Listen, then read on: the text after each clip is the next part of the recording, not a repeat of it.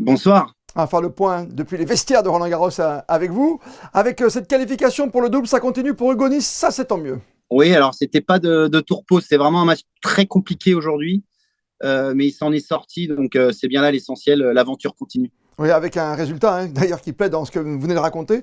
2-6, 6-4 et 7-5 à la fin jusqu'au bout du bout. Il a fallu batailler, il y a même des gros écarts à un moment. Ouais, ils sont menés 6-2, 4-1, balle de 5-1, et c'est vrai que c'était compliqué. En fait, honnêtement, on est là depuis 10 jours. Il pleut tout le temps, on passe notre vie enfermé dans le vestiaire à attendre.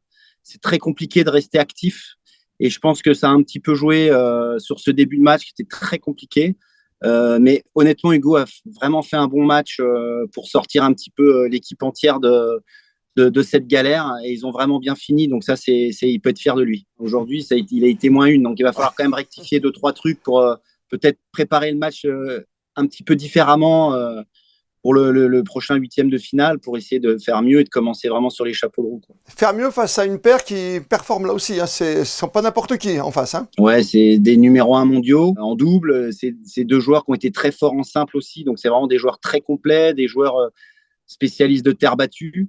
Donc, c'est vraiment l'équipe à abattre dans cette édition 2024. On rappelle l'affiche pour évidemment Hugo Nice et son compère Jan Zelesny joueront donc face à Contre Granollers et Zeballos. Voilà, Granollers, Zeballos, les numéros 1 mondiaux. On va suivre évidemment cette deuxième semaine. Vous l'avez dit, il a fallu jouer avec la pluie, ça n'a pas été simple, ce qui contraste avec la chaleur du public à l'intérieur. On l'a vu encore la nuit dernière avec Djokovic qui a terminé à 3h du matin, incroyable, mais depuis le début, il y a eu pas mal de petits soucis, avec notamment David Goffin, le Belge qu'on connaît bien, qui a été hué, sifflé, on lui a craché dessus avec des chewing-gums. Ça s'est un tout petit peu calmé, vous avez senti ça aussi? Alors, disons qu'il y a deux débats. Il y a le débat, en effet, où le public est enflammé, avec même, vous savez, il y a une fanfare qui fait de la musique, les gens qui acclament très, très fort. C'est vrai que ça se rapproche un petit peu du foot, mais ça peut rester très respectueux. Et puis, il y a aussi certains débordements, notamment sur les premiers rangs de certains cours annexes, où nous, on l'a vécu, on le voit tout au long de l'année, hein, quand le joueur va prendre sa serviette pour s'essuyer, il y a des insultes fortes, il y a des crachats, il y a des sifflets, et là, c'est vrai qu'on dépasse la limite, mais que ce soit du tennis ou ailleurs, ça ne devrait pas exister, quoi. Maintenant, pour avoir même vécu, moi, le dernier match de Corentin Moutet, le Français, qui avait fait un match avec une ambiance exceptionnelle, je me suis amusé à me mettre en haut des tribunes du Suzanne Langlaine pour vivre un petit peu cette ambiance. Et honnêtement, j'avais les frissons, quoi. C'était beau à voir. Alors forcément, il y a des débordements toujours, mais comme partout, quoi. La patronne du tournoi, en tout cas, Amélie Mauresmo, a pris une décision ferme et rapide, en plus en interdisant l'alcool, même dans les tribunes VIP. Ouais, bon, après, ils la boivent juste avant de rentrer dans les tribunes. C'est peut-être une bonne chose quand même, bien sûr.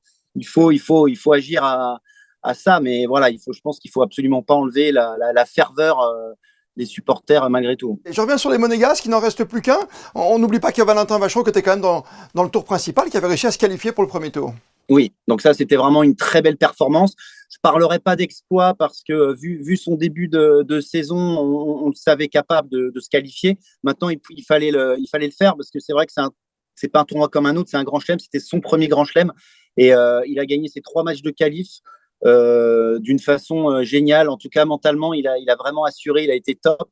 Et puis voilà, après au premier tour, il est tombé sur un sacré client. Il était un petit peu diminué physiquement, donc c'est dommage. On a ce petit côté un peu, voilà, on est un peu déçu pour ça, mais franchement, c'est de bon augure pour la suite. Et maintenant, il a beaucoup d'autres objectifs à atteindre sur court terme et même à long terme. Ouais, je repense, lui aussi a connu la vindicte populaire, parce qu'il a eu des gestes, évidemment, avec son adversaire.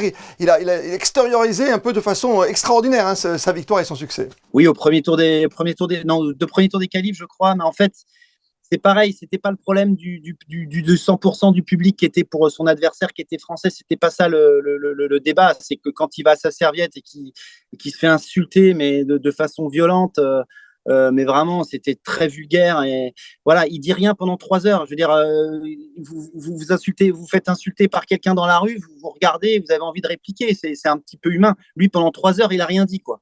Donc c'est vrai qu'à la fin, il y a une libération. Bon, voilà, il n'avait pas à faire. Il n'avait pas à faire ce qu'il a fait. Maintenant, il va prendre une amende, il apprend et puis c'est tout. Il ne le refera pas. Mais il faut avoir juste un petit peu de compréhension, un petit peu de ce qui se passe. C'est pas toujours évident.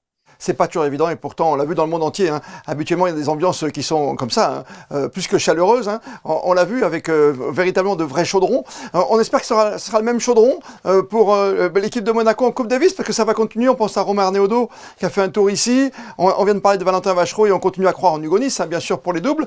Et voilà, on se dit qu'on a une belle carte à jouer face au Maroc. Hein. Oui, tout à fait. On va jouer donc au Maroc. Chez eux, c'est une équipe qu'on connaît. Ils ont des joueurs, des jeunes joueurs qui progressent aussi. Il va falloir s'en méfier. Nous, on verra bien avec quelle troupe on ira là-bas les affronter. Mais bon, on a bon espoir en nos chances. Et puis, je pense qu'il y aura peut-être un peu de public aussi pour nous qui viendra nous supporter. On espère en tout cas. Je fais un appel à tout le monde. On ne sait pas encore où ce sera. Généralement, ils jouent à Marrakech souvent. Donc, on pense que ce sera là-bas. Mais on reste très, très vigilant. Mais là, on est vraiment remonté pour avoir un gros résultat cette année en Coupe Davis. Et avec Laurent Orsini sera là avec toute la direction de la communication avec Geneviève Verty pour vous suivre comme d'habitude dans cette épreuve qu'on adore, vous savez, la Coupe Davis qui a gardé dans cette catégorie son parfum dans le temps. Merci Guillaume Couillard, on se revoit très très vite sur Monaco Info d'ici la fin de la semaine pour Roland Garros bien sûr et les aventures d'Hugo Nys. Merci à vous, avec bonne plaisir. fin de tournoi bien sûr là-haut à Paris. Merci, à bientôt.